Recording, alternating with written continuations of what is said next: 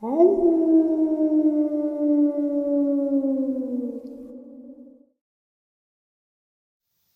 greetings and salutations, everyone. I hope everyone is still doing well, and welcome to today's bonus upload.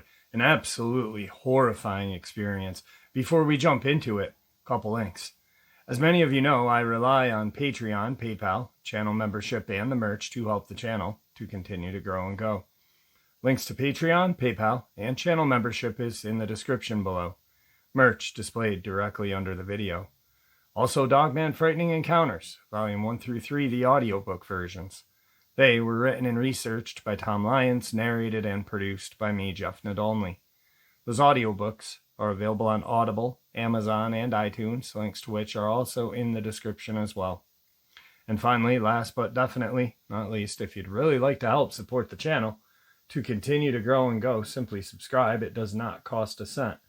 Click that like button, takes half a second. If you don't want to miss out on any of the informative uploads I put out daily, click that bell icon. And folks, please leave a comment. Why? Well, because all of these things really help the channel to continue to grow and go. They are appreciated and they do matter. Now, everyone, I have taken far too much of your time. Let's jump in to today's bonus, shall we? Today's first encounter. Mike lives near Irwin, Tennessee, along with his wife and their dog. Mike and his wife have had 2 encounters with feral wild men. One encounter was just recent. Mike said the first encounter was back in June of 2019 when he and his wife were both in their living room together watching TV at around 8 p.m. They were both startled when they saw a deformed man's face appear in a window. Mike's wife literally yelled out in fright, stared at them, and gave them an evil smile and ran off into the woods. They did call the police. Police searched the yard and tree line but found nothing. By 11 p.m., while in bed, Mike and his wife, who couldn't sleep and had the gun nearby, heard disturbing laughter from outside of the window. The laugh was a lunatic-type laugh. Mike took his gun and went out the door and out of his porch, where he yelled, "Get the hell out of here," and shot 2 rounds into the ground. Mike saw not 1 but 2 wild men run from behind his shed into the woods. Mike was so disturbed at the sight of them that he shut and locked the door. He returned to the bed with his wife, but they both could not sleep. The following morning, Mike's wife routinely let their dog outside to use the restroom. The dog will do her business, then will always return to the front door and scratch to be let in. The dog was not seen again since his wife let her outside that morning. Just last week, Mike's wife had a sighting. She was returning home from the supermarket and was unloading groceries from her truck when something up in the trees grabbed her attention. She saw a deformed man up in a tree staring at her and grinning widely. She got back in her truck and left and drove to her husband's office. They both don't know what to do because the police are finding nothing and they feel like they are not being taken seriously by law enforcement. Mike did install several security cameras. Mike's description of the wild man: taller than 6 foot, thin but toned body, long hair on their heads with patches of hair throughout their bodies, pale gray skin, long fingernails. Eyes are large and wide and are black. Looks like a man/Bigfoot troll mix, deformed features in the face and head. Update. Mike did locate the dog about 1/8 of a mile from his house in the woods, dead. The dog was not in great condition, and I will not go into those details here, but fur was how he recognized his dog. To be conservative, there was not much left but fur and bones. The wife does believe a feral wild man is responsible. Mike and his wife continue to have sightings, but mostly up in trees. They have excluded the police because the police never find anything and have told Mike and his wife that they are most likely seeing campers throughout the woods. Mike's wife stated that she is aware of times when the feral wild men are near because of an odor, a very distinct odor. The wife seems to be having more sightings than her husband. They believe the feral men are more interested in her. They have had one additional scare of something peeking through their window and described the face as looking like an evil Smeagol from Lord of the Rings, describing the hit-and-miss strings of long hair and almost bald scalp. They have both heard a lunatic-type laughing in the woods at night. It's not everyday occurrence, but they are afraid, they are mindful and careful. Mike says it's one of those things where you have to try to live with it, stay out of the woods and stay armed just in case. The wife is sure these feral wild men are not Bigfoot and not campers just messing with them. Today's second encounter. This takes place in my hometown of Vernon, New Jersey, 2009. The town is near the northern tip of New Jersey in the Appalachian Mountains and borders New York State. I was 17 at the time and at a party with friends. The town's very large and divided up into different communities, most lake-based. But the one my friend's house was in was called Old Orchard. It's more developed than the typical neighborhood, but was up a steep hill with lots of woods around it. It was a summer evening, so we spent our time outside in their backyard. Some people were drinking, but myself and the other witness were not. The backyard had a thin tree line dividing it from another lot behind it, and with leaves on the trees, it was thick enough to block your view from the yard.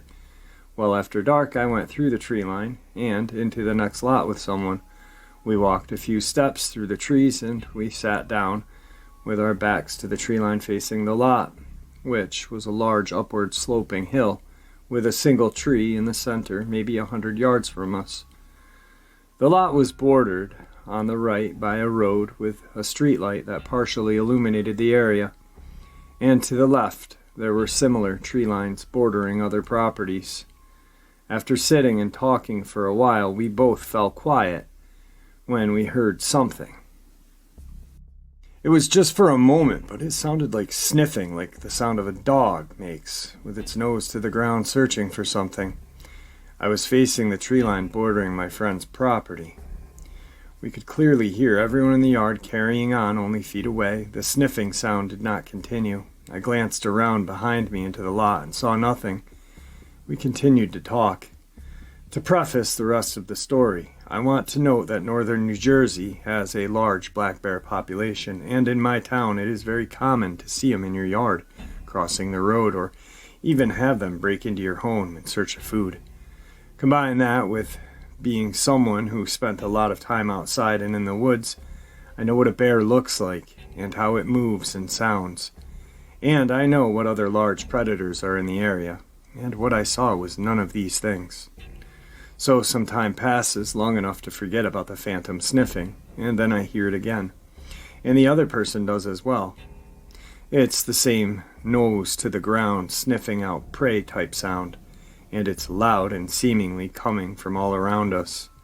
We can still hear the party going on, and as loud as the sniffing is, they don't seem to notice it. I look at the person I'm with. They're frozen, with their eyes locked on something ahead of them. I turn and face into the lot as the sniffing continues. And under the tree I see a large dark outline of something. It's shaped like a bear, but larger, standing about 6 feet on all fours. Its head's down to the ground and it's sniffing around under the tree. But it still makes no sense that we would be able to hear it from all the way from where we were, let alone how loud it was.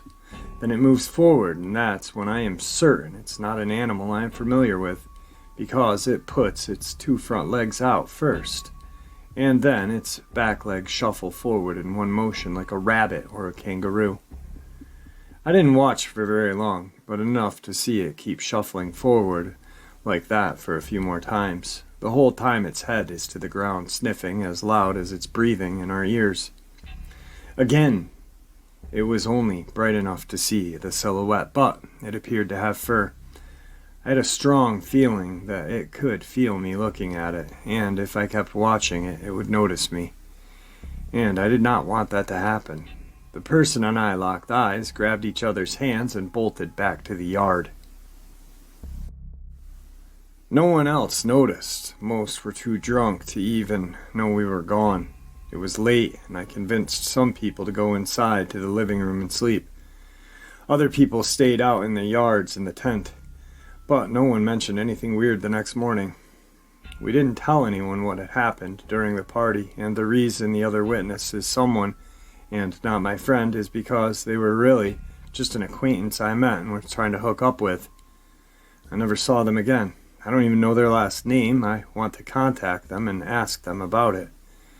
And we didn't speak of it to each other while at the party either. Northern New Jersey is supposed to have Bigfoot-type cryptid called the Big Red Eye, and the Jersey Devil, of course, but I don't think this fits any. I've had a lot of paranormal experiences in my life, but this is the only cryptid type I've ever had. I don't know what it was, but I got a distinct feeling it was something that I was not supposed to see. Today's third part of the upload. This is what I was talking about in the first encounter. Feral humans, categorized into three basic types. First, the existence of people who have mental transformations in the woods and have entered an animal-like state, which has been documented. Second, people who have been raised from birth in the wild as feral humans in North America, specifically Appalachia. Third, people who deliberately choose this lifestyle.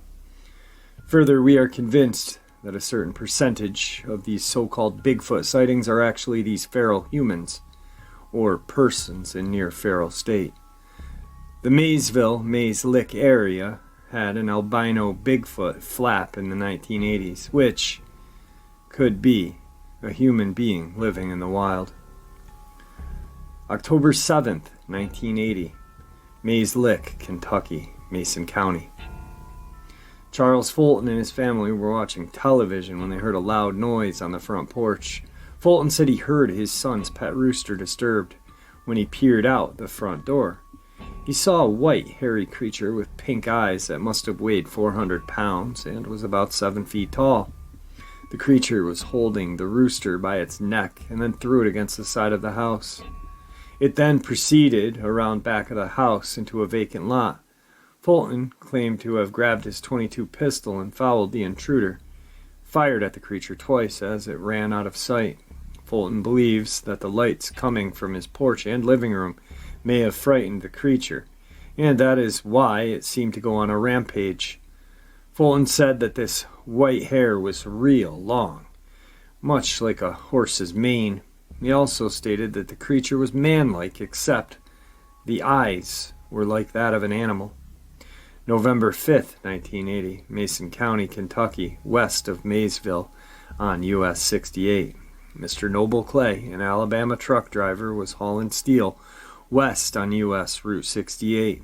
When he saw a figure on the opposite side of the highway, he slowed his vehicle and turned on his high beams, thinking that it was a hitchhiker. When he approached the figure, he was shocked to see an enormous humanoid creature with white hair. After this encounter, he contacted locals on CB Channel 22 to see if there was a zoo or circus in the area. He thought that possibly an ape had escaped. When police were called to investigate, they took Clay's statement and filed a report. He stated to the police that he had never been to this area before and knew nothing about alleged Bigfoot reports. The police believed that Clay was serious on what he reported. This incident was on file with the Maysville, Kentucky Police Department. Summer of 1985, Estill County, Kentucky. After local residents began reporting a man-like figure prowling in the woods near their homes, Bigfoot rumors began circulating like wildfire in the area. Police combed the wilderness in the area and apprehended name withheld a native of Irvine, Kentucky, who had been on the missing persons list for 3 years, according to reports.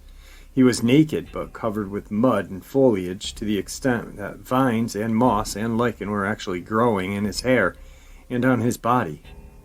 He was in a completely animal-like state, could not and would not speak English, and had to be forcibly subdued. He was taken to Patty A. Clay Hospital in Richmond. We have no further reports on his recovery.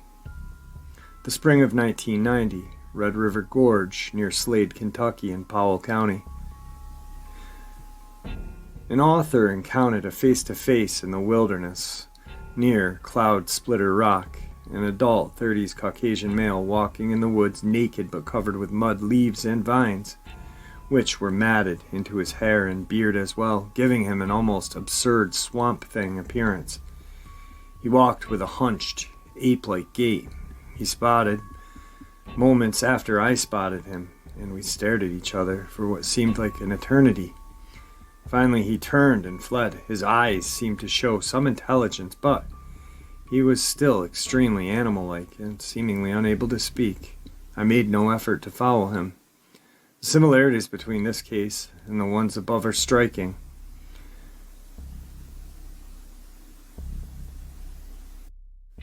Today's fourth part is where some of these missing persons and theories of cryptids and these so-called wild men or interbred, whatever the hell they are, comes to light right now. I live in the Great Smoky Mountains, and I know what snatches children. I'm on the North Carolina side of the Great Smoky Mountains, lived there my entire life. All of us know what's in these woods and mountains. Since the 30s and 40s, there have been feral wild men living in these mountains. They are fast. They will snatch livestock and children. The FBI knows. It's why they don't get involved. I've heard other stories that there are some attempt to kill these feral wild men, but they still exist even today. And I'm not talking about some end-of-the-day extremist who took the woods. I mean feral, completely wild men with their own language living underground. We don't go into these woods at night. During the day we make sure to stay on the trails. Sometimes you will smell it, that putrid scent. At night you'll hear them hollering, supposed inbreds. The locals around here know what happened to Dennis Martin. He was snatched by one of those wild feral men. It's not uncommon for people to go missing here. They are normally found, but you'd also be surprised at the number of children who simply disappear. The FBI has covered it up for years. Where do you think the movie The Hills Have Eyes come from? It's true. I hear them from time to time, disturbing sounds. They live all up and down the mountains here, in national parks and forests. The stories that we all heard growing up about the feral wild men were told to us due to the fact that so many people would go missing in the mountains. Of course, it was a way for our parents to scare us so we wouldn't wander off too far from them or venture off into the woods alone, and Dennis Martin was used as an example. My grandfather recalls the newspapers blowing the story up in 1969, I believe. The newspapers said one thing, while TN and NC locals said another. The locals said this then, and they said this now. There are wild feral men living in these mountains. The government does know they are here, and they have made attempts to kill them off, but they have not been able to kill them all yet. Yet the population now is thought to be minimal. One of these feral wild men abducted Dennis Martin and ate him. This particular feral was spotted by a family in the woods who were in the same vicinity and stated they saw a feral trying to hide from them behind a bush and was hanging onto a small child from its back like a backpack. The feral was described as being very hairy and tall, wearing a well-worn dirty shirt. The military came and stayed for a week in the mountains, killing a handful of the feral wild men, including the one who abducted Dennis. Dennis's bones were found by the military, but this was hidden from the family and the papers. One of the agents that worked on this and was ordered into the woods to kill the feral men ended up committing suicide some years later, not being able to cope with what he had seen in those mountains all those years and after other assignments into similar incidences. My grandfather claimed to have seen 2 of them in his life. He told me that his first encounter was when he was a child, years before the Martin case, when he and his dad were on a trail in the woods on the Tennessee-North Carolina line when they both approached a dead-end area that bordered a heavy tree line. Just inside the tree line, they saw a wild hillbilly leaning over a deer eating its insides. Wild hillbilly is what my grandfather said the locals used to call them long before any media named them anything else. The wild hillbilly was manlike, long hair, and was very oily and dirty. The body hair was extensive. The man was bloody, having obviously just killed the deer. My grandfather said that his dad would later say that the hillbilly had a string of deer guts in his deformed hand. My grandfather has always mentioned the smell of pure garbage and vomit. They both stopped and walked backwards until they were out of the hillbilly's sight, but said the hillbilly was obviously startled and screaming, as if saying, "Stay the fuck back, this is my deer." The hillbilly was dragging the deer back further into the tree line as my grandfather and his dad backed away. The second sighting was when my grandfather was hunting in '97. He and his buddy saw a female. They said they were taken back at the obvious sign of breasts, but this one looked more Bigfoot-like. She was running and then suddenly jumped into some hole in the ground and disappeared. They did not go looking for it. This is where the underground cave systems come into play. Inside the mountains and in the caves is where these wild men Bigfoot creatures are at. And that's why they cannot be found. It's worldwide. Governments know of them. They don't get involved with these creatures unless there's a disappearance and they have to go in and kill, as they did with Dennis Martin. Our governments admitting to these creatures and UFOs would break down our religious systems. Dealing with public about these creatures is something that has been avoided for years at all costs. Our caves and mountains can't be controlled. The underground cave systems are massive, and what's in them is beyond basic human comprehension. Yes, these wild feral men are cannibal and inbred. They will often snatch children to eat. Some are raised to reproduce. The geriatric population and disabled are easy targets for food because it's not expected they'll fight back. They also have trap doors in the woods and doors in the mountains. They will often steal clothing, dig in trash, take pets and farm animals. Though I personally have never seen a wild feral man, I do have evidence of them. The smell also. I have tons of stories and other things I've seen out in these mountains, more demonic, but so far I have yet to see a wild feral man. I believe, though, only because of the other things I have experienced out here throughout my life. I believe that a lot of the missing 411 cases will not be solved. Kids, hunters, tourists, all missing in a blink of an eye. Everyone always expects reasonable explanations for things because we are still so primitive. Our eyes are just not open to what's really out there. I do not believe much of the population could mentally handle or cope with it if they did know the truth. I believe the wild feral men are Panamanian jungle was also responsible for the Frone Kramers case. I am a believer, yet I still live here in these woods. If you're a hiker, a hunter, or grew up around the mountains, then you know the hold that the mountains and forests can have over you. Such beauty, such fright. Today's final encounter. I went on a family vacation to the Great Smoky Mountains. I'm not sure what month it was, but in the spring. We'd been there a few days, exploring just everywhere. This is something we have done every year, but this year it turned out to be very different. It was the day before we were about to leave and head back home. My dad decided we would all take a walk down the trails and streams. We were at Deep Creek Loop Trail. My dad had taken his fishing pole. Dad, Mom, my brother, and myself were walking by the stream. My brother and I kind of walked away from the stream a little ways off the trail into the woods. I'm not sure how far from my parents. I do know I couldn't see them anymore. I don't remember if my brother or myself saw it first. From the side view, my first thought was an animal because of the movement in the trees. So being very quiet, we stepped to the side by the tree to hide and be able to watch it. What I thought was an animal was indeed not. It heard us and turned toward us. What I saw was horrifying. It was bent over, devouring a dead animal, possibly a deer. It was tearing its guts out and eating it. It had bloody hands, face, and chest. I saw enough to know this was not an animal, but dear God, it was not a man either. It had blood, flesh hanging from its mouth and hands. It had a large forehead that looked like it had knots. It was very hairy, but not as hairy as a bear or Bigfoot, and between the blood and skin looked dirty. It was a deformed man.